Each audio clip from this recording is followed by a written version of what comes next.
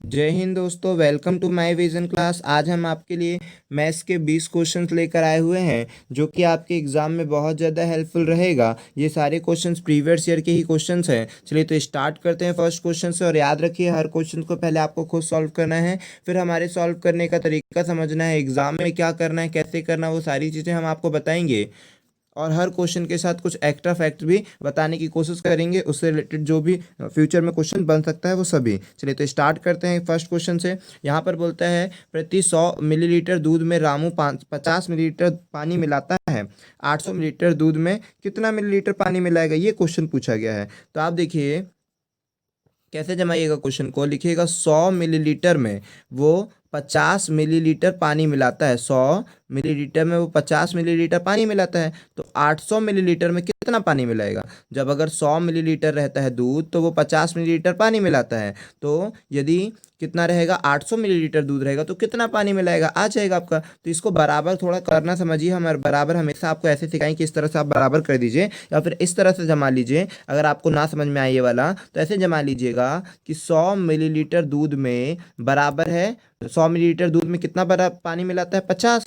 तो अगर वो 800 मिलीलीटर दूध मिलाएगा तो कितना पानी मिलाएगा। आप इस तरीके से भी कर सकते हैं। किस तरीके से कर सकते हैं कि जो 100 मिलीलीटर दूध है वो 50 मिलीलीटर पानी मिलाता है, तो यदि 800 मिलीलीटर दूध मिलाएगा तो कितना पानी मिलाएगा। इस तरह से आप बराबर जमा के भी कर सकते हैं कि 100 मिलीलीटर बराबर है 50 के, तो 800 कितने के बराबर, सॉल्व कर देंगे तो भी आ जाएगा। लेकिन डायरेक्टली हम आपको ये बार बार सिखाते, तो आप इस पर गौर करिए और इसी को समझिए। फिर आपने कहा डबल जीरो से, मतलब आपने पहले इसको काट दिया कितनी बार में, 50 एकम 50 से दूनी, फिर 2 से 800 को काट दिया तो कितना आ गया भाई, 400 आपका राइट आंसर आ गया। और चाहे तो आप इस तरीकों को भी सॉल्व करके देख सकते हैं। चलिए तो नेक्स्ट क्वेश्चन पे चलते हैं। इसका आंसर तो 400 देख लीजिए सही है कि नहीं। हाँ बिल्कुल सही है। चलते हैं नेक्स्ट क्वेश्चन पर।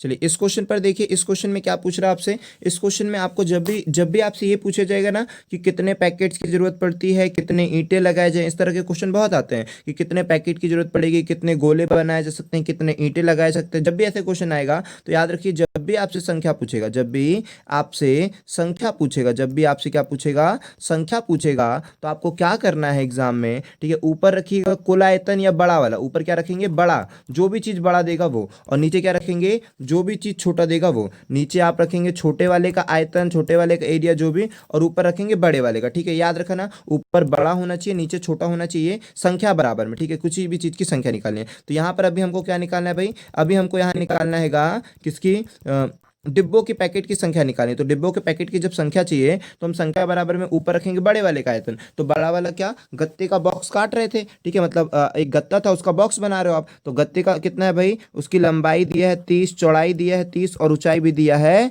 20, ठीक है। सेंटीमीटर सेंटीमीटर सेंटीमीटर सभी सेम यूनिट होनी चाहिए। तो देखिए 30 30 30 20 लंबाई चौड़ाई ऊंचाई दे दिया। अब इसी से आप डिब्बा बॉक्स बना रहे हैं छोटा छोटा सा, जिसकी लंबाई 4 है, चौड़ाई 3 है और ऊंचाई है 1.5। याद रखिए पॉइंट है ना यहाँ पे, गोद दिए तो उससे कंफ्यूज मत हो जाइएगा। रुक जाइए, हम फिर से लिख देते हैं ताकि आपको कोई डाउट ना हो, ठीक है। ऊपर आप रखेंगे बड़े वाले का आयतन, जब भी आपको संख्या निकालनी रहेगी तो ऊपर आप रखेंगे बड़े वाले का आयतन। बड़े वाले का आयतन है 30 × 30 × 20, और छोटे वाले का आयतन कितना है, 4 × 3 × 1.5, ठीक है। ये 0.5 है, तो 0.5 से जब दशमलव हटेगा तो ऊपर आएगा 0। फिर 15 एकम 15, 15 दूनी 30, और कुछ कटेगा 3 से ये कट जाएगा 10 बार में, ठीक है। उसके बाद ये 2 से कट जाएगा 2 बार में, फिर 2 से ये कट जाएगा 5 बार में, तो कितना बचेगा, 200 × 5 मतलब 1000 आपका राइट आंसर आएगा। तो 1000 डिब्बे आपके टोटल बन जाएंगे। चलते हैं आंसर देख लीजिए। हाँ बिल्कुल सही आंसर है। चलते हैं नेक्स्ट क्वेश्चन पे।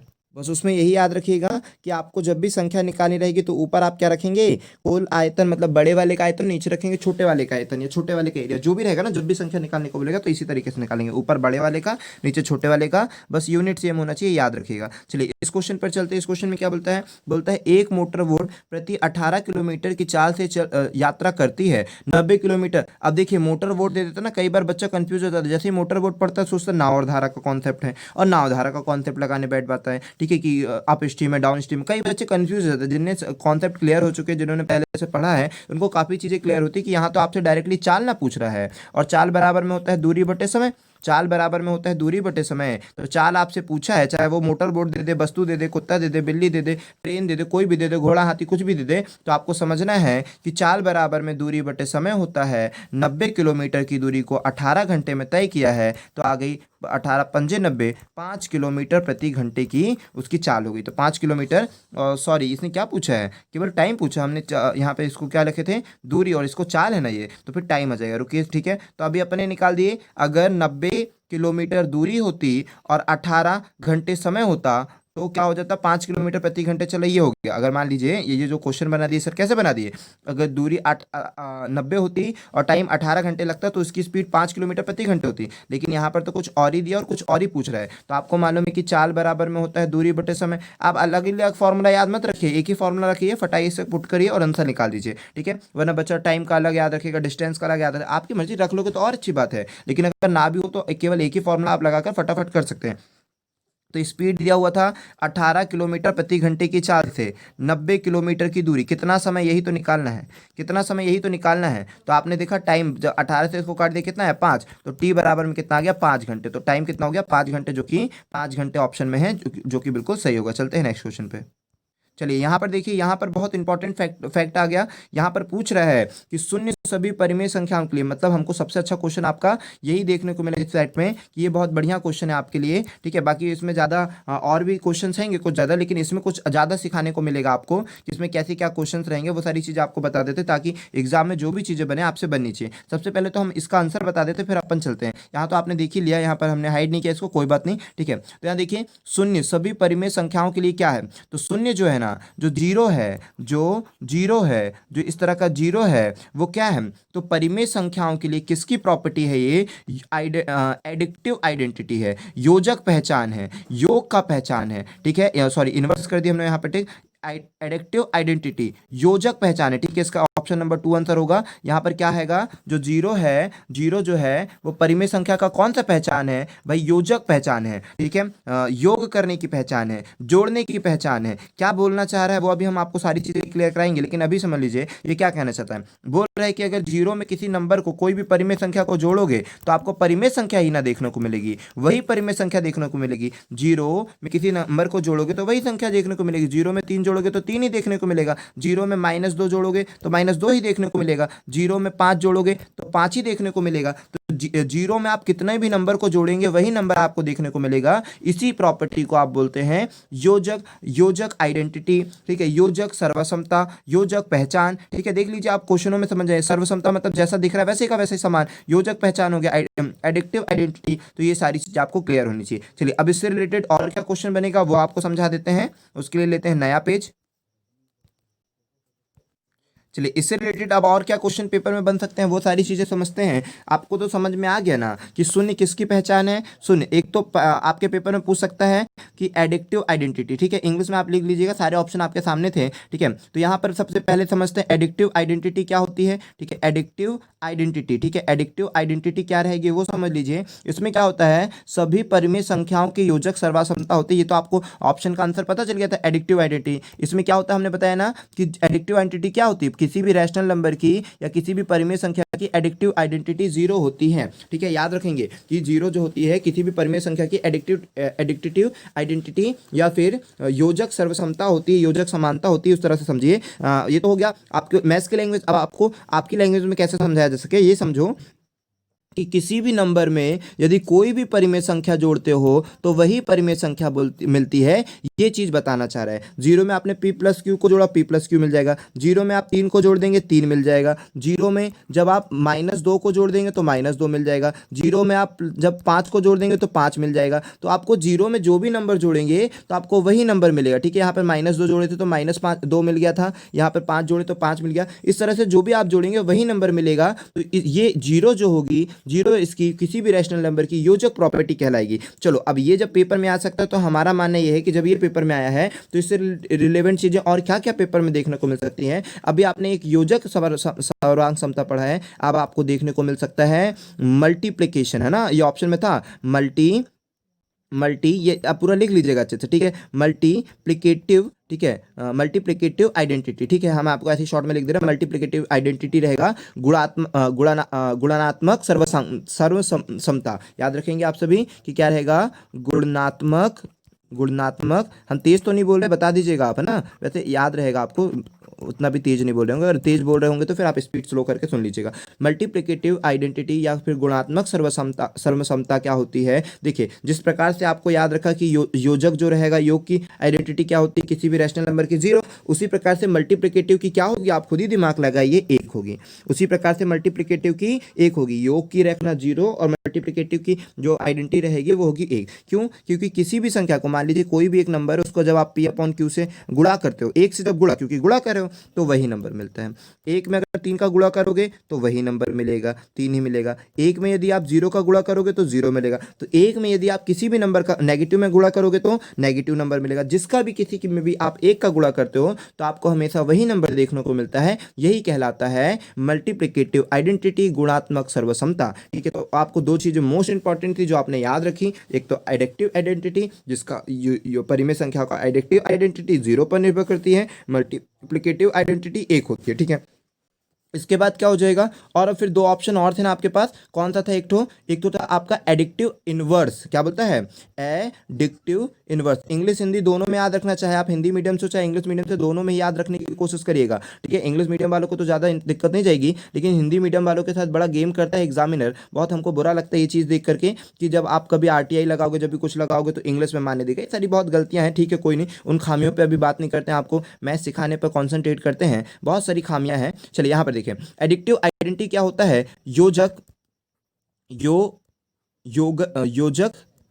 मतलब जो योग का रहेगा ना, योगज प्रतिलोम। ठीक है, योगज प्रतिलोम, या फिर आप इसको ऐसे समझ सकते हो, योग प्रतिलोम। शायद आपने सुना होगा या फिर पढ़ा होगा योग प्रतिलोम, शायद आपने ये पढ़ा होगा। ठीक है, योग प्रतिलोम, और कुछ तो नहीं पढ़ा, हाँ फिर योज्य प्रतिलोम, योज्य भी पढ़ा होगा, योज्य प्रतिलोम। इस तरह से जो भी चीज़ें आती है ना, ये है क्या वो समझा देते हैं, योग प्रतिलोम, योज्य प्रतिलोम। ठीक है, एडिक्टिव इनवर्स, इस तरह की चीज़ें। ये क्या है एडिक्टिव इनवर्स, जैसे आपने पढ़ा था एडिक्टिव आइडेंटिटी 0 होती है, मल्टीपल आइडेंटिटी 1 होती है। अब आते हैं हम कि एडिक्टिव इनवर्स क्या होता है कि आपको उल्टा कर देना है, और क्या कर देना है, माइनस का सिंबल। जिसमें आपने पढ़ा हो ना, योज्य प्रतिलोम बोलता है 1/3 का योज्य प्रतिलोम निकालो। ठीक है, योज्य प्रतिलोम निकालो। तो क्या करना है आपको, इस बात को समझना, जो योज्य प्रतिलोम होता है इस नंबर को उल्टा कर देना और विद सिंबल, माइनस का सिंबल। ठीक है, आपको इसको उल्टा कर देना और माइनस के सिंबल के साथ। तो देखिए 1/3 के आगे आप माइनस का सिंबल लगा दिए, 1/3 को उल्टा कर देंगे तो 3 हो जाएगा। कल को अगर ये बोलता है 3 का योज्य प्रतिलोम बताओ, तो आपको उल्टा कर देना है, 1/3 कर देना और माइनस का सिंबल लगा देना है।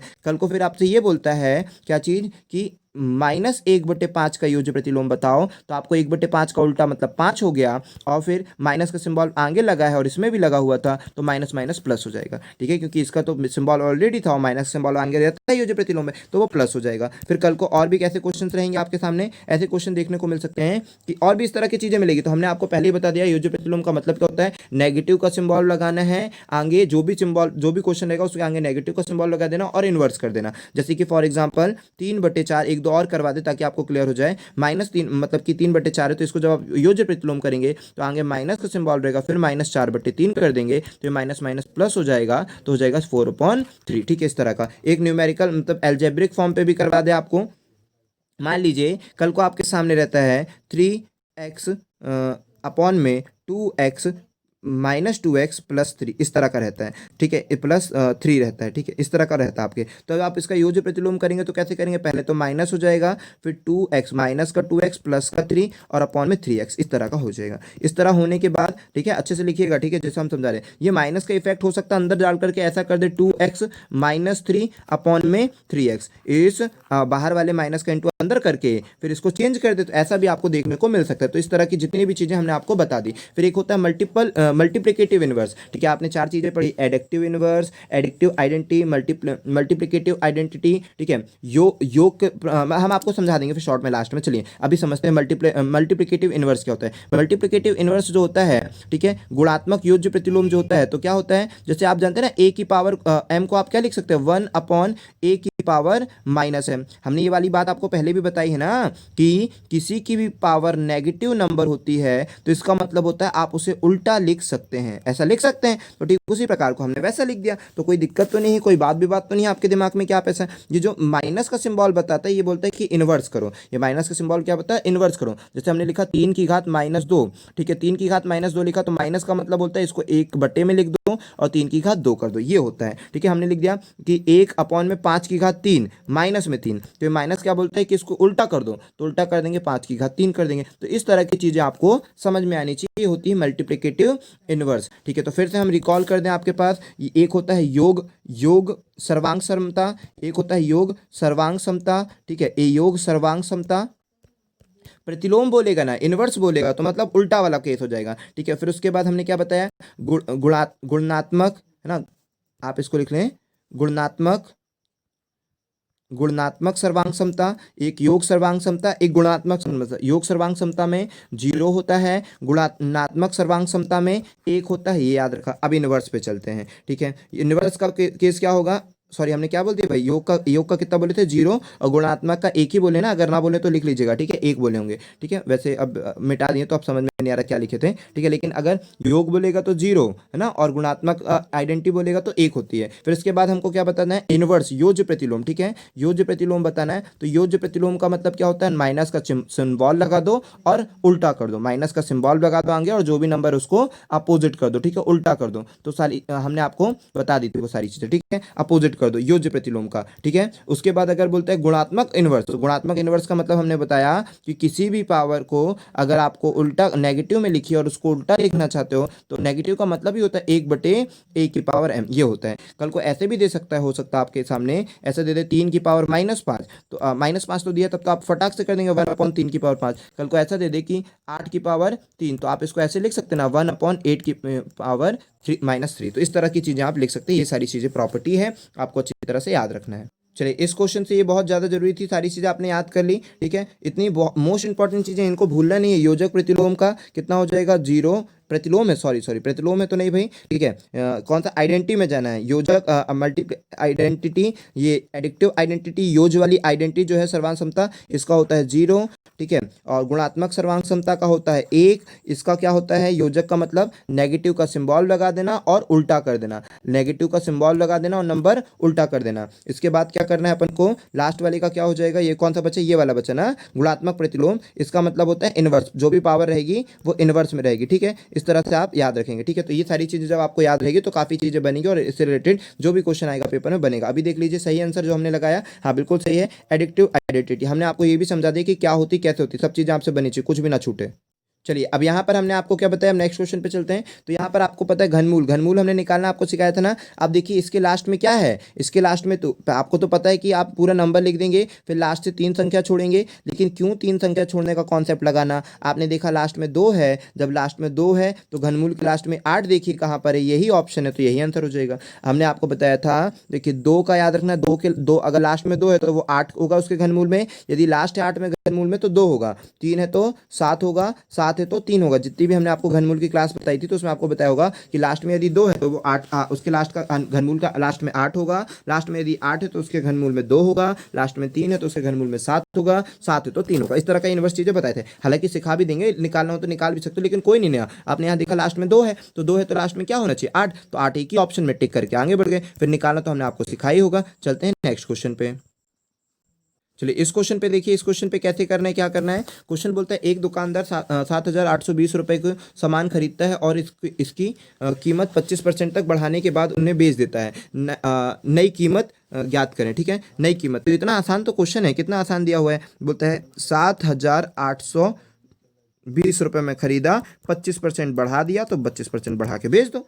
25% बढ़ाने को बोला तो बढ़ाकर बेच दो, 2 जीरो से 2 जीरो को काट दो, सॉरी 1 जीरो से 1 ही, चलो 25 से काट दिया अपन ने, नहीं काटे जीरो, 25 से इसको काट दिए 4 बार में, 25 को काट दिए 5 बार में। ठीक है, फिर 4 से ये कट जाएगा कि 4 एकम 4 हो जाएगा, मतलब आपकी मर्जी, आप कैसे काट रहे हो वो आपके ऊपर डिपेंड करता है। ठीक है, तो यहाँ पर काट दिया आपने कितने, 4 एकम 4 काट दिए, फिर कितना बचा 3 बचा, तो 4 नाम 36, फिर कितना बचा 2 बचा, 4 पंजे 20, 4 पंजे 20, लास्ट में 5 25, फिर मतलब ये हो गया। ठीक है, 5 ही ना है। ठीक है, फिर आपका पूरा मल्टीप्लाई करोगे तो कितना आ जाएगा आपका, जब आप मल्टीप्लाई करोगे तो 5 25 की 5 हो गई, यहाँ से मैं 2 25 2 27 की 7 हो गई। देखिए भाई लास्ट में 7 और 5 है क्या, ये है, इसको टेक करके आगे बढ़ जाएंगे। लेकिन अगर और मल्टीप्लाई करना हो तो और कर लीजिए, आपकी मर्जी, ठीक है, आपके ऊपर डिपेंड करते हैं। तो 5 25 की 5 हो गई, हासिल में 2 हो गई, 25 और 2 27 हो गया, 7 हासिल में 2 हो गई, 45 और 7 47 की 7 हो गई, ठीक है, 45 और 2 47 की 7 हो गई, फिर आखिर में 4 और 5 4 9 हो गया। तो आपका राइट आंसर ये हो गया। पूरा निकालना तो पूरा निकाल लीजिए, लेकिन आपको एग्जाम में ना समय की भी बचत करना हो तो उस पर भी ध्यान दीजिए। देख लीजिए आंसर, हाँ बिल्कुल सही है। चलते हैं नेक्स्ट क्वेश्चन पे, देखें इस क्वेश्चन को और जल्दी से बताएं इसका आंसर क्या होगा। देखिए यहाँ पर तो बड़ा आसान सी चीज़ें हैं, इसको ज़्यादा सॉल्व करने की जरूरत नहीं है। -51 दिया हुआ, डिवाइडेड बाय मतलब इसको पहले सॉल्व करो, चूंकि हमने ऐसा डिवाइडेड बना दिया, लेकिन जरूरी नहीं आप ऐसा डिवाइडेड बनाएं, इसलिए हम पहले इसको ही सॉल्व करा देते हैं, डिवाइडेड बाय नहीं बना रहे हैं, ठीक है। इसी को सॉल्व करते हैं। सबसे पहले तो ब्रैकेट सॉल्व होगा, तो ब्रैकेट के अंदर ये सारी चीज़ें, तो आपने इसको जब सॉल्व किया तो -3 और -1 का गुणा होगा तो 3 हो जाएगा, फिर -7 और -2 का गुणा हो जाएगा तो ये हो जाएगा -14, ठीक है, माइनस का 14 हो जाएगा और ब्रैकेट ये हो जाएगा। फिर देखिए माइनस और ये माइनस क्या हो जाएगा, प्लस हो जाएगा, तो 3 + 14 हो जाएगा, 3 और प्लस जब 14 करेंगे तो 17 हो जाएगा। तो -51 को 17 51 है ना, ये -51 है, ठीक है, -51 को आप 17 से जब डिवाइड कर देंगे तो कितना आएगा आपके पास, -3 देखने को मिलेगा, जो कि आपका राइट आंसर ये है, ठीक है। तो -3 आपका बिल्कुल सही आंसर है। देख लीजिए -3 पॉजिटिव 3 दोनों है, लेकिन आंसर राइट क्या है भाई, नेगेटिव का 3 है। देख लीजिए नेगेटिव का 3 आपका राइट आंसर है। चलते हैं नेक्स्ट क्वेश्चन। चलिए इस क्वेश्चन पर आते हैं। इस क्वेश्चन में हमने आपको क्या दिया है, देखिए हमने आपको पहले ही बताया था, बार बार बताते आ रहे हैं, फिर से आपको बता रहे हैं, ठीक है।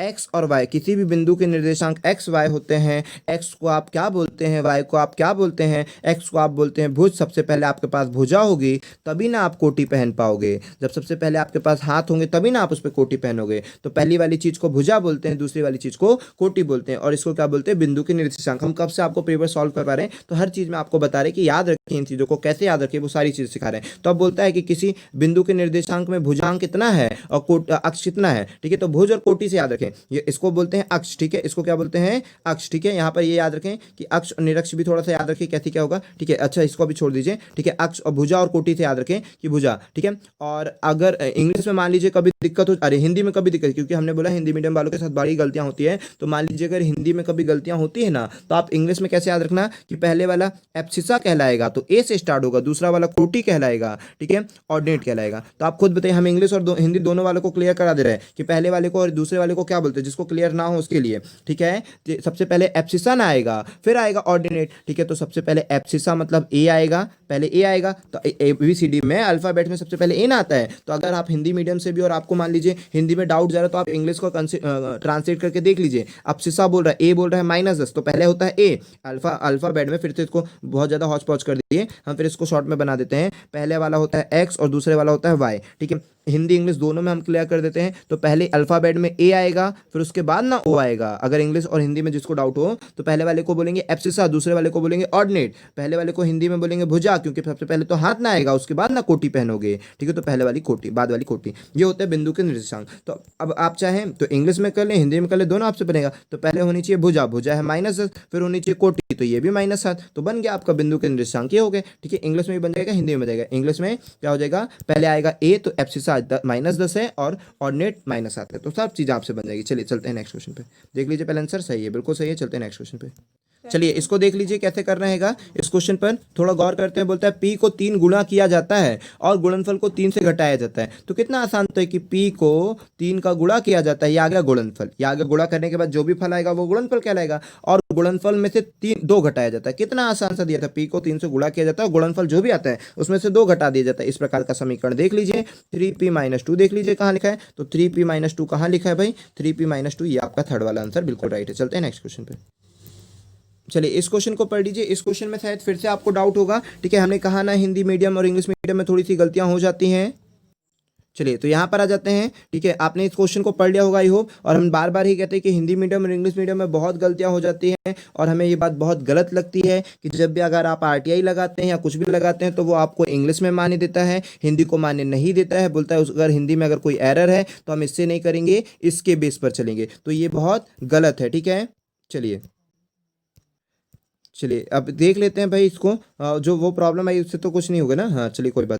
चलिए इस क्वेश्चन को अच्छी तरह से रीड कर लीजिए। ऐसे क्वेश्चन जब आ जाते हैं हमें बड़ा गलत लगता है कि आप उसे इंग्लिश में सही कर देते हो, हिंदी में गलत कर देते हो, क्योंकि हमने कहा जब भी आप आरटीआई लगाते हैं, ऑब्जेक्शन उठाते हैं ना, कोई भी चीज़ें लगाते हो तो आपको बोल दिया जाएगा कि इंग्लिश मान होगा। ठीक है, अगर कोई भी लैंग्वेज दिया है तो आपका इंग्लिश मान होगा। बहुत गलत बात है, हमको बहुत मतलब बिल्कुल अच्छा नहीं लगता कि आप हिंदी में भी दे रहे हैं, हिंदी में गलत दे रहे हैं, इंग्लिश में गलत दे रहे हैं। हिंदी मीडियम वाला तो हिंदी से ना पड़ेगा, अब हिंदी से ना ऑब्जेक्शन लेगा, लेकिन आपका कहना नहीं वो इंग्लिश ट्रांसलेशन मान होगा। तो ये चीज़ें बहुत गलत होती है। अभी जो आईएएस का पेपर हुआ था उसमें तक ये गलती आई थी, जो अभी आईएएस का पेपर हुआ था ना उसमें तक ऐसी गलती हो गई थी, हिंदी में कुछ और लिख दिया था, हिंदी में उसकी स्पेलिंग कुछ और लिख देता और इंग्लिश में कुछ और लिख दे रहा है। तो ये सारी चीज़ें फिर आरटीआई कभी लगाओगे तो इंग्लिश में मान होगा, तो ये बहुत गलत होता है। हिंदी मीडियम वालों के साथ बड़ी नाइंसाफी चीज़ होती है, इसके लिए हमें बड़ा गलत लगता है, लेकिन अब क्या कर सकते हो, जो सिस्टम है वो है, लेकिन इसके लिए ऑब्जेक्शन उठना चाहिए। ठीक है, चलिए तो यहाँ पर आते हैं। अभी तो हमें मेन फोकस करना है कि आपको जितने भी क्वेश्चन है वो सारी चीज़ें सीख जाए, बन जाए, और जो त्रुटियां हम आपको बता दें, लेकिन ऐसा होना नहीं चाहिए, बड़ा गलत होता है। ठीक है, चलो यहाँ समझो अभी क्या होता है, लेकिन अपन को समझना है भावनाओं को, और समझना है, खुद से भी कोशिश करना समझने की। यहाँ पर क्या बोलता है, यहाँ पर बोलता है एक समांतर चतुर्भुज की एक भुजा और ऊंचाई क्रमशः इतनी इतनी है। ठीक है, एक भुजा और ऊंचाई क्रमशः इतनी इतनी है। तो अब यहाँ पर ये तो नहीं बोल दिया भाई उसी भुजा, तो हम तो यहाँ पर कुछ भी मान सकते हैं ना, जबकि इंग्लिश में देखिए। ठीक है, यहाँ पर देखिए, मान लीजिए हम ये बोलना चाहते हैं, क्या बोलना चाहते हैं पहले आप तो वो समझ लीजिए, वरना वही नहीं समझ में आएगा तो क्या। हम ये बोल रहे हैं कि मान लीजिए ऊंचाई उसने ये दे दिया हो, मान लीजिए ऊंचाई उसने ये दे दिया है, बोलता है एक समांतर चतुर्भुज की एक भुजा और ऊंचाई क्रमशः, तो ऊंचाई कितना है भाई, भुजा बोलता है 3 है। ठीक है, भुजा बोलता है 3 है, तो हम इसको 3 मान लेंगे और इसको 4 मान लेंगे, समझ रहे हो। और इसके हिसाब से ऊंचाई मतलब कि मान लो एक ही भुजा ना दिया, एक भुजा कौन सी दिया नहीं मालूम, तो बोलता है ऊंचाई भुजा, तो बोलता है भुजाई, पहले भुजा बोलता है फिर ऊंचाई बोलता है, तो इसका मतलब ऊंचाई है 3, ऊंचाई तो 3 हो गई। अब भुजा ये वाली 4 है कि ये वाली 4 है, कैसे बता दें। अब भुजा ये वाली 4 है, ये वाली 4 है, कैसे बता दे, उधर दिया है क्या कि कौन सी भुजा 4 है, या तो ये वाली हुई, अगर ये वाली हुई तो बड़ा सरल है, ये वाली हुई तो कठिन हो जाएगा। अगर भुजा ये है तो बड़ा आसान क्वेश्चन दिया, ये वाला दिया तो थोड़ा सा कठिन हो जाएगा, तो भाई फिर ऐसे कैसे देगा। हालांकि हमें ये जनरली समझ में आना चाहिए कि वो अगर ऊंचाई दिया है तो उसी के साथ वाली भुजा दिया होगा। अगर जब भी इस तरह से पैरेललोग्राम में दिया है ना, अगर ये ऊंचाई दिया तो जनरली वो यही वाली ऊंचाई, यही वाली भुजा देता है। जब भी आसान क्वेश्चन देना चाहे तो यही वाली भुजा देता है, लेकिन भाई वहां पर देना चाहिए ना इस तरह से, जैसे इंग्लिश में साफ साफ दिया हुआ है कि one of the sides and the height of the that side, है ना, दिया है ना भाई कि हाइट टू दैट साइड, मतलब कि उसी भुजा से, समझ रहे हो। यहाँ पर इंग्लिश में साफ साफ दिया हुआ है कि जो ऊंचाई है वो उसी भुजा से, तो भुजा आपकी जो साइड है वो दे दिया है 4 सेंटीमीटर, बोलता है इसी भुजा से जो ऊंचाई है वो 3 है। ये साफ साफ दे दिया, इंग्लिश वालों को साफ साफ दे दिया। हिंदी वाला अगर कुछ ज्यादा नॉलेजफुल है तो वो कंफ्यूज हो जाएगा कि भुजा ये वाली है कि ये वाली, तो ये थोड़े से विवाद होते रहते हैं, हमें को बड़े गलत लगते हैं, ऐसा नहीं होना चाहिए हिंदी मीडियम वालों के साथ। चलिए तो अब आते हैं अपना सॉल्यूशन पे कि क्या है। मान लीजिए इस तरह का पैरेललोग्राम दिया है, वहां पर दे दिया है कितना, ऊंचाई दे दिया है, कितनी ऊंचाई दे दिया है 3 सेंटीमीटर, और जो भुजा का मान दिया यही वाली, क्योंकि बोला है इंग्लिश में बोला है साफ साफ, ठीक है, और हिंदी में नहीं बोला है, लेकिन अपन मानेंगे यही वाली। अपन जनरली अपन भी होशियारी दिखाएंगे थोड़ी कि हमको पता है भाई आपके देने की क्या, कितनी दे पाते हैं आप, कैसे समझ पाते हैं क्वेश्चन को, वो सारी चीजें हमें समझ में आनी चाहिए। तो अब हमको पता है समांतर चतुर्भुज का जो एरिया होता है वो क्या होता है, बेस इंटू हाइट। समांतर चतुर्भुज का जो क्षेत्रफल होता है वो होता है आधार गुणित ऊंचाई। समांतर चतुर्भुज का जो क्षेत्रफल होता है वो होता है आधार गुणित ऊंचाई। तो आधार कितना है 4, ऊंचाई कितनी है 3, तो 4 तिया कितना हो जाएगा 12, तो 12 सेंटीमीटर स्क्वायर आपका राइट आंसर हो जाएगा। लेकिन क्या एरर थी वो सारी चीजें हमने बताया, ये सारी चीजें आपको प्रैक्टिस करके जाना। देख लीजिए आंसर बिल्कुल सही है, सारी चीजें आपको प्रैक्टिस करके जानी है। ठीक है, नेक्स्ट क्वेश्चन पर चलते हैं। इस क्वेश्चन पे बोलता है 7, थोड़ा बड़ा कर देते हैं, जूम कर देते हैं ताकि आपको अच्छी तरह से दिखे। चलिए इस क्वेश्चन पे देखते हैं क्या कैसा रहेगा। तो इस क्वेश्चन में समझिए, बोलता है 7 मीटर और इतने सेंटीमीटर लंबाई वाले एक पोल की इतने मीटर की छाया बनती है। तो इस क्वेश्चन को ना केवल रेशो कॉन्सेप्ट से आप कर दोगे, केवल रेशो कॉन्सेप्ट से समझ जाओगे। देखिए यहाँ पर ये बोलना चाह रहा है ना कि जो 7 मीटर और 20 सेंटीमीटर, तो ये लिख दिया 7.20, ऐसा 7 मीटर 20 सेंटीमीटर, ऐसे पॉइंट लगा के कर दिया। आप चाहो तो 720 भी लिख सकते हो, आपकी मर्जी। ठीक है, फिर बोलता है कितना 720, 7 पॉइंट वो भी लिख सकते हो, या फिर 720 भी लिख सकते हो, जो आपकी मर्जी। तो अपन ने लिख दिया 7 मीटर और 20 सेंटीमीटर की जो छाया है, तो छाया को सामने लिख देंगे 8 मीटर और 30 सेंटीमीटर, ये छाया लिख दिए। अब नेक्स्ट क्या बोलता है, बोलता है समान परिस्थितियों के तहत उस पेड़ की लंबाई ज्ञात करें जो इतने सेंटीमीटर की छाया बनाती है। तो इस पेड़ की लंबाई देखिए पहले दिया हुआ है कि अगर ये पेड़ है, इतने मीटर की लंबाई वाला एक पोल इतने मीटर की छाया बनाता है, तो इतने मीटर लंबाई का पेड़ की छाया कितने की बना रहा है? 6.64 की। क्वेश्चन आसान है। क्या बोला? अगर इतने मीटर लंबा पेड़ है तो उसकी छाया इतनी बनती है, तो यदि इतना मीटर लंबा पेड़ है तो उसकी छाया कितनी बनेगी? तो खट से पूछा। आप इस तरह से बराबर जमाएं, फटाक से ले आए। इस तरह से बराबर जमाएं, बहुत सारे तरीके, ऐसे ही नहीं है केवल डायरेक्टली आप निकाल सकते हो। तो आपने देखा इस पॉइंट से इस पॉइंट को हटा दिया, उसके बाद काटा पीटी करनी है। ये काटा पीटी तो आपको खैर आती ही होगी, फिर भी अगर नहीं आती तो हम आपको सिखा दें कि किस तरह से आपको काटा पीटी करनी है और कैसे आंसर लेकर आना है। ठीक है, चलें क्वेश्चन पे आगे बढ़े, इसको समझे। ठीक है, तो यहाँ पर दिखा देते हैं, काट के दिखा देते हैं, वरना आपको काटने की जरूरत नहीं। ठीक है, पॉइंट पॉइंट हटा दिए तो ये कितना हो गया? हाँ, फटाफट काटो पीटो भाई। एक जीरो से एक जीरो काट दिए, इसके बाद आप कितना बचा? ये ऊपर कितना बचा? 80। अच्छा, पॉइंट तो हट गया ना, चूंकि हमने एरर मतलब पॉइंट हटाने के बाद ना ऐसा लग रहा 1 है, तो इसको अच्छे से लिख ही देते हैं हम पूरा, ताकि आपको क्लियरली दिखे और अच्छे से समझ में आए। वो पॉइंट पॉइंट हटाने के बाद आप इसको लिख दो, इसको लिख दो 720। ठीक है, पूरा सेंटीमीटर में कर दिए, और लिख दो 720 मीटर 720 सेंटीमीटर की जो परछाई बनी वो 830 सेंटीमीटर बनी। तो अब कितने मीटर लंबे पेड़ की परछाई? 664 बनेगी। ठीक है, 664 बनेगी। काटा पीटी चालू करो, जीरो से जीरो काट दो। देखिए 83 और ये 64, तो लास्ट में 4 लाना है 3 के पहाड़े में, तो पक्का 8 ही बार में जाएगा। फिर 8 का इधर इंटू कर दीजिए क्रॉस, तो x बराबर में 72 इंटू 8 आएगा। और जब 72 इंटू 8 करेंगे तो लास्ट में 6 देखने को मिलेगा। 6 केवल अरे 2 ऑप्शन में यहाँ, तो ठीक है लास्ट में 6 देखने को मिलेगा। तो 8 दूनी 16 की 6 हो गया, हासिल में 1 8 से 56 और 1 57, तो 576 आपका राइट आंसर है, जो कि ये ऑप्शन नंबर 2 ही सही था। ठीक है, चलते हैं नेक्स्ट क्वेश्चन पे। सारी चीजें बनेगी ना, आप इसको ऐसे भी कर सकते हो, जो हम बराबर एक और कॉन्सेप्ट सिखाए ना, कि ऐसे कर सकते हो। 720 मीटर की जो परछाई बनी है 830 बनी है, तो अब क्या पूछता है? 664 की परछाई कितनी बनेगी? आप ऐसे भी कर सकते हो कि 720 की जो परछाई है वो 830 बनी है, तो 664 की परछाई कितनी बनेगी, ऐसे भी समझ के आप कर सकते हो। देख लीजिए बिल्कुल सही आंसर। चलते हैं नेक्स्ट क्वेश्चन पे। चलिए इस क्वेश्चन पर आते हैं। इस क्वेश्चन पे ध्यान रखिए, ये समद्विबाहु त्रिभुज का फॉर्मूला आ गया। आपको सारे त्रिभुज के फॉर्मूले आने चाहिए। अगर सारे त्रिभुज के फॉर्मूले आते हैं तो आपका प्रदर्शन बहुत अच्छा रहेगा। जैसे कि हमने कहा समद्विबाहु त्रिभुज, तो समद्विबाहु त्रिभुज आपको बना दे किस तरह का रहेगा, और उसका फॉर्मूला आप याद रखिए। इसकी बराबर भुजाएं ए ए और बी मान लीजिए, इसकी बराबर भुजाएं क्या मान लीजिए? ए ए और बी मान लीजिए। समद्विबाहु त्रिभुज का जो एरिया होगा वो क्या होगा? समद्विबाहु त्रिभुज का एरिया देखिए, जो असमांतर भुजा है ना, जो असमान भुजा है बी अपॉन में 4, ऊपर रखना असमान भुजा, अंडर रूट बी था ना, तो अब ये देखिए बी था, अब हो जाएगा 4a² और माइनस b²। ये अच्छी तरह से याद रखिए, इसीलिए हम फॉर्मूला और ABCD लिख दिए। यहाँ पर ए क्या है? ए है समान भुजा, ए क्या है? समान भुजा, ए क्या है भाई? समान भुजा है, और बी क्या है? असमान भुजा। तो एरिया का फॉर्मूला देख लीजिए, बी अपॉन में 4, जो असमान भुजा है वो रखना नीचे। ठीक है, बी अपॉन में 4 under root 4a² minus b²। अच्छी तरह से याद रखिए फॉर्मूला। ठीक है, एरिया का फॉर्मूला क्या होगा? अगर दोनों भुजाएं समान है और असमान भुजाएं है, तो B upon 4 under root 4a² minus b² आपका राइट फॉर्मूला होगा। चलिए, तो आपको हमने बता दिया था, फिर से एक बार फॉर्मूला लिख दीजिए। एरिया का फॉर्मूला बी अपॉन में 4, ठीक है, बी अपॉन में 4 under root 4a² minus b²। और ए क्या है?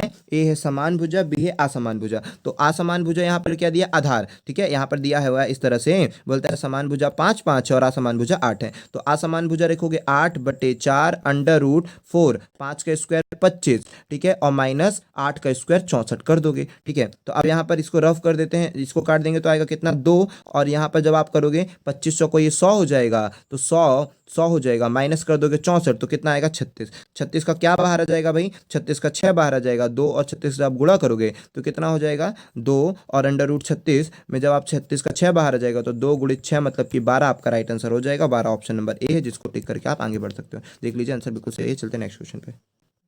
चलिए इस क्वेश्चन पे देखिए, मध्य बिंदु क्या होता है? जैसे मान लीजिए ये है, ये और ये है, ठीक है, यहाँ पर 2 बिंदु, यहाँ पर बोलता है -7 है, यहाँ पर बोलता है 3 है। ठीक है, इसका मध्य बिंदु आपको निकालना है। यहाँ पर बोलता है -7, यहाँ पर 3 है, तो इसके बीच में कौन सा बिंदु आएगा? वो तो कुछ भी तो नहीं करना है। -7, ठीक है, -7 a + b डिवाइड बाई 2 कर दीजिए, मिड पॉइंट हट जाएगा। a + b डिवाइड बाई 2 कर दीजिए, मिड पॉइंट हट जाएगा। तो m का मान निकालना है, तो जब आप इसको जोड़ेंगे तो आएगा -4, ठीक है, और फिर डिवाइड बाई 2 कर देंगे तो आ जाएगा -2। -2 आपका राइट आंसर, तो -2 बिल्कुल आपका राइट आंसर। चलते हैं आगे बढ़ते हैं। ठीक है, चलते हैं नेक्स्ट क्वेश्चन पे। अब इतना आसान क्वेश्चन पूछ लेगा तो इसका तो आप बनेगा ही बनेगा। बोलता है सबसे छोटी संख्या, तो सबसे छोटी संख्या देखिए 9 9 तो सब में कॉमन है, 9 9 काट दो। उसके बाद बचा 7 7 तो ये तीनों में, इन तीनों में है भाई कॉमन। उसके बाद बचा छोटे के लिए 9 तो ये सबसे छोटा मिला। देखिए ना यहाँ पर देखा है 9 तो सब में था कॉमन, फिर 7 भी था, ठीक है 9 और 7 में तीनों में कॉमन था, लेकिन उसके बाद वाला देखिए 8 तो ये 8 सबसे छोटा कहलाया, तो यही वाला आपने आंसर दे दिया। 8 के बाद 9 7 है, वो देखने की कोई जरूरत नहीं पड़ी। सबसे छोटा मतलब छोटा पहचानना था, बड़ा पहचानना था, ये तो आता है, ठीक है, तो आपसे बहुत अच्छी तरीके से आता है। चलिए तो यहाँ पर समझते हैं इस वाले क्वेश्चन को। बोलता है x की पावर 100 दिया है और इसकी पावर बोलता है 4। तो देखिए जितनी भी पावर रहेगी ना, जितनी भी पावर रहेगी ये जोड़े उतनी बार रिपीट करते हैं। जितनी भी पावर रहती है वो जोड़े इतनी बार रिपीट करते हैं। तो जैसे 2 है ना, 2 जीरो लगे तो 2 2 2 2 4 बार आएंगे, तो 2 2 जब 4 बार आएंगे तो कितने जीरो हो जाएंगे भाई, 8 जीरो हो जाएंगे। आंसर पूछ रहे हैं। मान लीजिए कल को ऐसा क्वेश्चन रहता है, यहाँ दे देता है 1 0 0 0 0 दे देता है और उसकी पावर लगा देता है 5 और बोलता है कितने जीरो रहेंगे। तो आप देखिए कितने, 1 2 3 4 5, तो 5 जीरो कितनी बार आएंगे, 5 बार आएंगे, तो कुल जीरो कितने हो जाएंगे 25। मान लीजिए कल को ऐसा दे देता है, ठीक है, इतने 1 2 3 4 5 दिया है और यहाँ पर 2 दे देता है, तो 5 5 जीरो है, 2 बार आएंगे तो 10 जीरो हो जाएंगे। मान लीजिए अगर कल को ये दे देता है यहाँ पर कितना भाई, यहाँ पर देता है 1 0 0 3 जीरो दिया और यहाँ दे दिए 15, तो यहाँ देख रहे हैं आप कितने जीरो है, 3 जीरो है, तो 3 जीरो अगर 15 बार आएंगे तो टोटल जीरो कितने हो जाएंगे 45, ठीक है, 15 तिया 45। तो इस तरह से जो भी क्वेश्चन आएगा आपसे बनना चाहिए। तो यहाँ पर 2 जीरो था, ठीक है, यहाँ पर कितने जीरो था आपके सामने थे 2 जीरो, 2 जीरो की घात 4 दे दिया, तो 2 जीरो की घात 4 दे दिया, तो टोटल जब आप सॉल्व करोगे तो 8 जीरो आपको देखने को मिलेगा और हमने आपको कॉन्सेप्ट भी समझा दिया, ठीक है। इससे रिलेटेड कोई भी क्वेश्चन आएगा तो बनना चाहिए। और भी क्वेश्चन बनाए जा सकते हैं लेकिन अभी इतना ही इनफ है। हाँ, इस पर एक और बात याद रखें कि किसी की भी पावर यदि जीरो होती है तो उसका मान 1 होता है। किसी भी की पावर, यदि किसी भी नंबर की पावर यदि 0 होती है तो उसका मान 1 होता है। आपको अच्छी तरह से याद रखना है, बहुत काम की बात है, ठीक है। गोल मोल करके आ सकता है, कल को यही आ सकता है कि 2 की घात 3 गुणित 2 की घात 4 प्लस 2 की घात 0 को सॉल्व करो। तो भाई 2 की घात 3 और 2 की घात 4 का मान तो आप जानते हो ना, इसका मान होता है 8, इसका मान होता है 16 और प्लस इसका मान क्या होता है वो आपको याद होगा तभी ना कर पाओगे, 1 होता है, ठीक है। इस तरह फिर जो भी आप सॉल्व करने पर आंसर आएगा वो बस इतना याद रखना कि किसी की भी पावर 0 करने पर उसका मान 0 करने पर उसका मान 1 होता है। चलिए इस क्वेश्चन को देख लीजिए। इस क्वेश्चन में थोड़ी सी प्रॉपर्टी हमको सिखानी पड़ेगी आपको, फिर आपसे ये क्वेश्चन खुद ही बन जाएगा, ठीक है। देखिए यहाँ पर समझिए बातों को कि कैसे कैसे आप बातों को लिख सकते हैं। सबसे पहले तो आप मुझे दिखाइए 24 की घात 6 को आप क्या क्या लिख सकते हो। सबसे पहले हम आपको ये बता दें कि आखिर घातांक और करनी का कॉन्सेप्ट क्या होता है। 24 की घात 6 को ना आप बेस में ऐसा कुछ करिए कि 24 आएगा, तो 8 तिया 24 होता है, 6 चौको 24 होता है, और क्या होता है भाई 6 को आप तोड़ दोगे तो ये हो गया 8 तिया 24, 6 चौको 24, 12 दूनी 24 होता है, ठीक है। और क्या हो जाएगा, और हो जाएगा 2 गुणित 2, ये हो गया 4 गुणित 3 8, और 2 गुणित 2 4 हो गया, 3 हो गया और फिर 2 हो गया, ठीक है। 8 कितना हो गया, 2 2 4 4 तिया 12, 12 दूनी 24, तो ये सभी चीज़ करके आपने 24 लिख दिया। मतलब जो 24 है बेस का गुणा करने पर 24 आना चाहिए, आ रहा है, सब में आ रहा है। अब देखिए पावर कितनी है 6, तो इसमें भी 6 लगा दीजिए, इसमें भी 6 लगा दीजिए, इसमें भी 6 लगा दीजिए, इसमें भी 6 लगा दीजिए, इसमें भी 6 लगा दीजिए, इसमें भी 6, इसमें भी 6, इसमें भी 6, इसमें भी 6, इसमें भी 6, इसमें 6। मतलब 24 की घात 6 को आप इस तरीके से भी लिख सकते हैं, इस तरीके से भी लिख सकते हैं, इस तरीके से और इस तरीके से भी आप लिख सकते हैं। आई होप कि आपको हम समझाने में सफल रहे।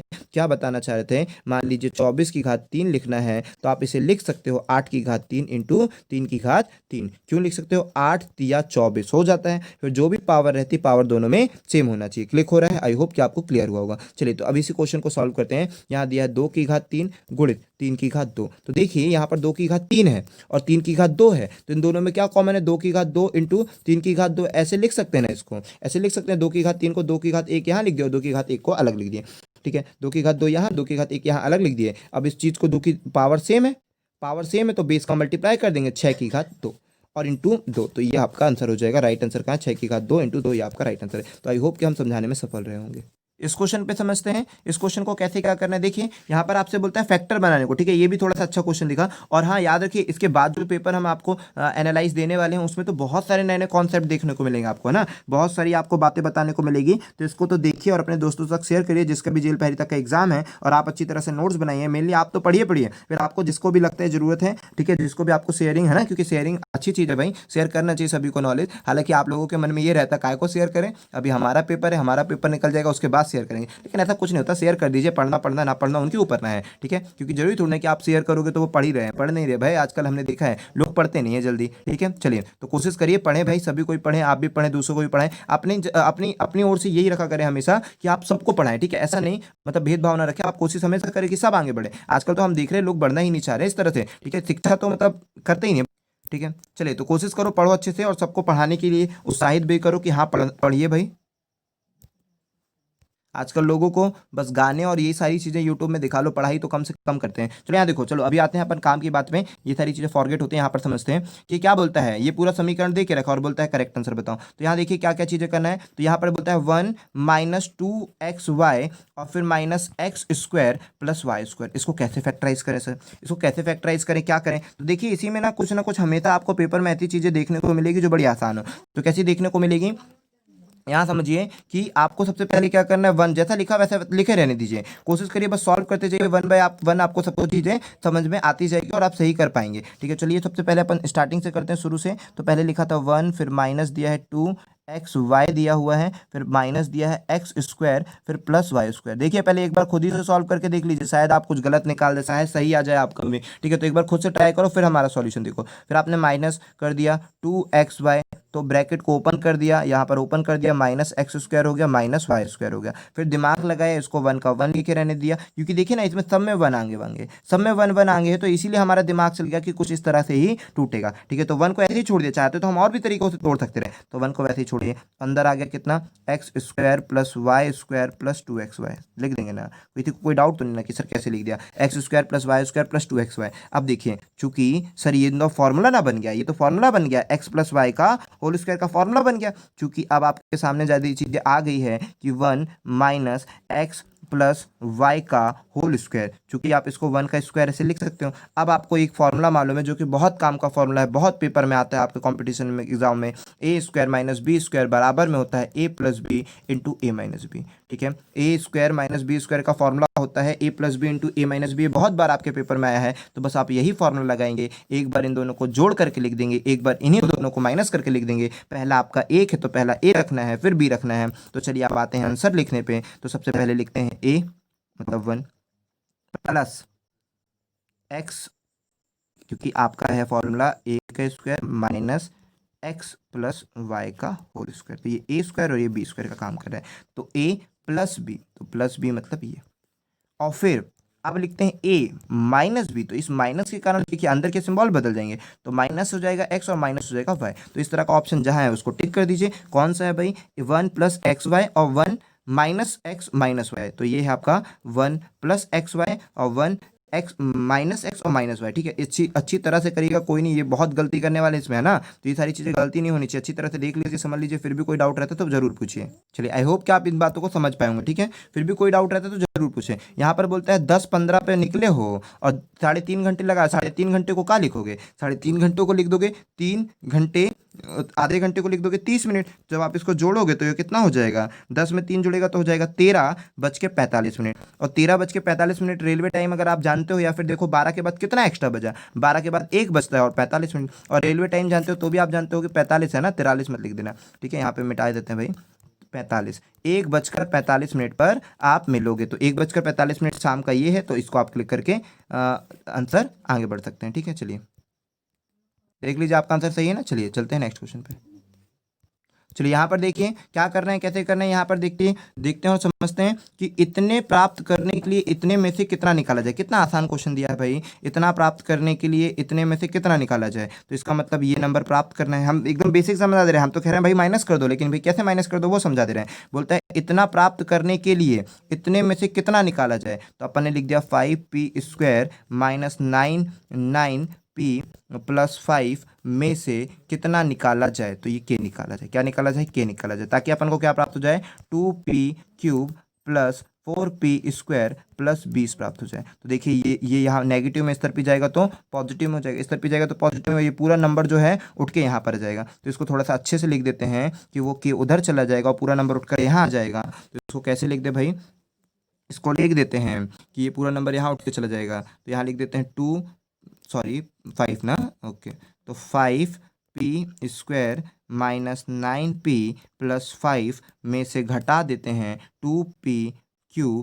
ठीक है, उसके बाद plus 4p square, sorry minus होता जाएगा सब, -20, क्योंकि सिंबल चेंज कितना होगा बराबर में के, इस तरफ आ जाएगा, के इस तरफ आ जाएगा और बाकी सारी ये पूरे टर्म्स यहाँ उठ कर आ गए, यहाँ वाले टर्म्स से यहाँ उठ कर आ गए, के उठ कर यहाँ चला गया, तो ये जितने भी टर्म्स है वो सब नेगेटिव हो गए। तो देखिए ये 2p² क्या है, ये p क्यूब, और देखिए पावर सेम होगी तभी घटाएंगे, है ना, पावर सेम होगी तभी घटाना है। तो यहाँ पर देखिए 2p क्यूब था, क्या था, क्यूब था, तो ये क्यूब तो किसी की पावर में नहीं है, तो इसको वैसे का वैसे लिख दे 2p क्यूब। अगर कोई ऑप्शन में एक ही में है तो उसमें टिक करके आगे बढ़ जाओ, लेकिन यहाँ तो दो ऑप्शन में, एक और दो ऑप्शन में, चलो अब आगे बढ़ते हैं 2p क्यूब। अब आते हैं स्क्वायर में, तो स्क्वायर देखिए ये कितना है -4p², ये कितना है -4p², ये प्लस का 5p², तो प्लस 5p² में से 4p² चला जाएगा तो 1p² बचा रहेगा, 1p² बचा रहेगा, तो ये भी बचा है भाई। फिर बोलता है, फिर क्या बोलता है, फिर -9p दिया हुआ है, फिर प्लस कितना था, ये 5 था और ये -20 था, तो कितना बच जाएगा, -15 बच जाएगा, कितना बच जाएगा, -15। तो ये आपका राइट आंसर हो जाएगा, ठीक है,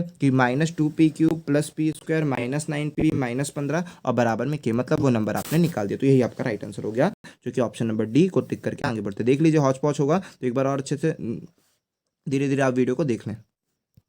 चलिए यहाँ पर आते हैं क्वेश्चन पे, क्या कर रहे हैं देख लीजिए। यहाँ पर क्या बोलता है यदि अंश को 3 से गुना किया जाए, जैसा जैसा बोल रहा है वैसा जमा लीजिए, दो इक्वेशन जमेगी, आप चाहें तो उसको सॉल्व करें, लेकिन हम आपको बोलेंगे इक्वेशन से मत सॉल्व करिए, लेकिन फिर भी हम आपको इक्वेशन जमाना सिखा देते हैं, ठीक है। बोलता है कि अंश को 3 से, अंश को आपने x मान लिया, अंश को 3 से गुणा करने को कहा तो 3 से गुणा कर दिया, हर को आपने y माना है, वृद्धि करने को बोला वृद्धि कर दिया, और बोलता है 7/6 प्राप्त होता है। इसको सॉल्व करना एक इक्वेशन बन जाएगा। दूसरे पर आते हैं कहाँ पर, बोलते हैं यदि अंश में 4 की वृद्धि करें, अंश में 4 की वृद्धि कर दो, 4 लिखो, मतलब x लिख दिया, और x में कितने की वृद्धि करने को बोला था, तो उसने बोला था कितने की वृद्धि करने को, अंश में 4 की वृद्धि करने को बोला था, 4 की वृद्धि कर दिए। उसके बाद बोलता है कितना कि जाए तथा हर में 3 की कमी की जाए, तो हर y था उसमें 3 की कमी कर दो, तो बराबर में 1/2 प्राप्त होता है, बराबर में 1/2 प्राप्त होता है। आपने ये जमा दिया, दोनों को सॉल्व कर दीजिए, इक्वेशन बनेगा, इक्वेशन को सॉल्व कर देंगे, आपका आंसर हो जाएगा। चलते हैं अब नेक्स्ट क्वेश्चन पे, नेक्स्ट क्वेश्चन क्या, नेक्स्ट सॉल्यूशन पे। आप दोनों को इक्वेशन बना के सॉल्व कर सकते हो, लेकिन पेपर में इतना टाइम थोड़ी ना है कि 10th स्टैंडर्ड के बेस पर आप सॉल्व करने बैठे हैं। दूसरा तरीका है तो वो लगाएं, इस पर आसान जो तरीका बनेगा आप ऑप्शन करें, इस पे जो आसान तरीका बनेगा बाय ऑप्शन करें, कंडीशन को फुलफिल करें, बाय ऑप्शन करें, कंडीशन को फुलफिल करें, ठीक है, कंडीशन को क्या करें, फुलफिल करें, ठीक है, बाय ऑप्शन करें, कंडीशन को फुलफिल करें। तो देख लीजिए कैसे क्या ऑप्शन रहेगा, क्या कर सकते हैं आप चीज़ों को, देखिए यहाँ पर समझते हैं। तो ऑप्शन पहले अपन ये उठा लेते हैं, ऑप्शन पहले ये उठा लेते हैं, फटाफट काम करेंगे अपन को, कैसा क्या करना है। देखिए बोलता है अंश को 3 गुना करना, मानते हैं 28/3, 3 गुना कर दिए, बोलता है हर में 1 जोड़ देना, तो हर में 1 जोड़ देंगे तो 25 में 1 जोड़ दिए तो 26। अब इसको कभी काटेंगे तो क्या आना चाहिए, 7/6 आना चाहिए, टास्क होना चाहिए, अपना टारगेट होना चाहिए कि 7/6 लाना है, ये टारगेट होना चाहिए, क्योंकि यहाँ दिया हुआ है 7/6। तो अब इसको देखिए कभी कटेगा क्या, नहीं कटने वाला भाई, किसी से नहीं कटने वाला, कहाँ से जाएगा 7/6, तो अलग करो ना। अब चलते हैं दूसरे वाले पे चलते हैं, फटाफट देखेंगे। 37 का 3 गुना करना है और फिर नीचे 1 जोड़े हैं 53, कभी नहीं कटने वाला, कटने वाले नहीं नंबर, यहाँ कहीं से कुछ कटने वाला, किसी के पहाड़ से नहीं कटने वाला, छोड़ो नेक्स्ट, क्योंकि 7/6 लाना था इसीलिए। अब चलते हैं 21 का 3 गुना करते हैं, नीचे 1 जोड़ते हैं 54, ठीक है। अब इसको देखना है 7/6 लेकर आना है, ठीक है, तो 7/6 आएगा क्या इसमें, तो हाँ सर 54 है, कटेगा सही, पहले तो काट दो 3 से, कितनी बार में काट दिया 3 से, 3 एकम 3, 3 अट्ठे 24, कट रहा है, क्योंकि इसीलिए नहीं कटता तो नहीं काटते। 7 या 21, 7 नहीं 7 से कहाँ कट गया, ठीक है, और किससे कट जाएगा, तो जब फिर आ जाएगा 3 से, 3 7 21, 3 6 18, तो आ तो गया भाई 7/6 आ गया, किससे आ गया, ऑप्शन नंबर 3 से। और बाकी मेथड लगाएंगे बड़ा टफ पड़ जाएगा, तो बाय ऑप्शन करना है, कंडीशन को फुलफिल करना है, जो बोल रहा था आपने वो लगा दिया, तो आपने जब वो लगाया तो आपके सामने देखने को मिल गया, आंसर ये है, ठीक है। नेक्स्ट वाला भी करके देख लेते हैं सर, 42 का 3 गुना करके नीचे वाले में 1 जोड़ देना है, तो ये हो जाएगा 82, 1 जोड़ देना है तो 82 हो गया, काटे पीटे क्या, ठीक है। तो ये जब काटेंगे पीटेंगे तो 3 से ये कटेगा क्या, नहीं कटेगा, 3 से कट ही नहीं रहा, 42 से भी कटेगा तो क्या कटेगा, 2 से काट देगा, 2 2 एकम 2 2 दूनी 2 एकम, फिर इसको काट दिया 2 चौको 2 एकम, अब क्या कटेगा, कुछ कट रहा है का, नहीं कट रहा, तो नहीं कट रहा, फिर इसको ऐसे ही छोड़ देना है। तो इस तरह से आपको पेपर में दिमाग भी लगाना है, टाइम भी बचाना है, स्पीड से क्वेश्चन को भी करना है, कॉन्सेप्ट भी सारे आपके क्लियर हो। तो आई होप कि हमने इतने सारे क्वेश्चन कराए और जितने कॉन्सेप्ट बताए हैं वो सब आपके बहुत मददगार हुए होंगे। और सबसे बड़ी बात है, इसके बाद जो एक और पेपर डालने वाले हैं, अपलोड करने वाले, एक कल तक में अपलोड कर दिया जाएगा, वो भी पेपर कल या परसों में, ठीक है। तो पेपर अपलोड कर लीजिएगा, उसमें बहुत सारे आपको एक्स्ट्रा कॉन्सेप्ट देखने को मिलेंगे, तो वो पेपर भी जरूर देखें, अच्छी तरह से नोट्स बनाएं। ये पेपर आपको हर पेपर में काम आने वाला है, ठीक है, जो भी जितने भी 20 क्वेश्चन कराए इसके सब बहुत पेपरों में काम आएगा, क्योंकि मेन कॉन्सेप्ट, इसके बाद जो कल पेपर डालने वाले हैं हम, नेक्स्ट जो वीडियो आएगी उसमें तो आपको बहुत सारे नए नए कॉन्सेप्ट सिखाने को मिलेंगे, बहुत सारी नई नई चीज़ें देखने को मिलेगी। हो सकता है ये 20 क्वेश्चन 1.5 घंटे में सॉल्व हों, क्योंकि इतने सारे हम आपको कॉन्सेप्ट दे रहे हैं, केवल ये सारी चीज़ें नहीं। आई होप कि आपको ये चीज़ें पसंद आई होगी। अगर पसंद आई तो लाइक जरूर करें। लाइक मतलब हम जनरली बोलते नहीं, लेकिन अच्छा लगता है भाई, लाइक रहती तो हमें ये समझ में आता है कि हाँ आप लोग को वीडियो पसंद आ रही है। और कमेंट जरूर करें, जो भी कमेंट करता हो तो इससे ये समझ में आता है कि हाँ आपने भी वीडियो देख ली है, ठीक है, आपको तक वीडियो पहुंच चुकी है और आपने वो वीडियो देखी है। चलिए तो चलते हैं, ठीक है। लास्ट तक बने रहने के लिए धन्यवाद, और नेक्स्ट वीडियो का इंतजार करें, उसमें बहुत सारे नए नए कॉन्सेप्ट देखने को मिलेंगे। आप बहुत अच्छे से उसको नोट करिएगा, बहुत अच्छी तरह सीखिएगा, और पेपर के लिए बेस्ट ऑफ लक भाई। जो भी आपके पेपर है उसमें बहुत अच्छा प्रदर्शन हो आपका। मिलते हैं।